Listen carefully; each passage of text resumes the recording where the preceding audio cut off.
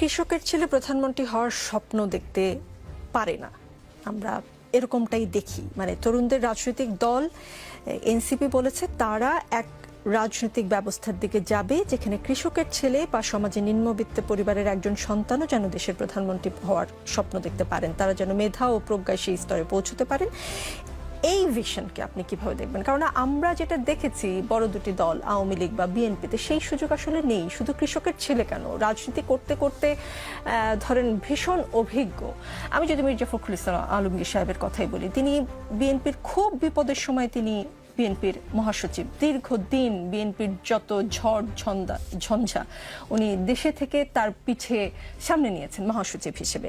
কিন্তু তিনি কি কখনো চিন্তা করতে পারেন যে তিনি আসলে ওই দলটিকে একদিন লিড দিবেন বা তিনি ওই দলের হয়ে প্রধানমন্ত্রী হবেন? সেই চর্চা ছিল না, কিন্তু তরুণরা বলছে তারা সেই চর্চাটি তৈরি করার চেষ্টা করবে। তাদের এই ভাবনাকে আপনি কিভাবে দেখেন?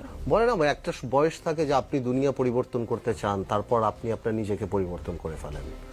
আমার মনে হয় এই তরুণ এই যে এই কথাগুলি থেকে অনেক কমপ্লেক্সের একটা ব্যাপার আসে, যে কৃষকের ছেলে হতে হবে বা আমরা হতে পাচ্ছি না, মানে মনে হয় একটা পুঞ্জীবিত কমপ্লেক্স কাজ করছে যে গরিব বলে হচ্ছে না। এটা আসলে সত্যি না। Politics is a different ball game.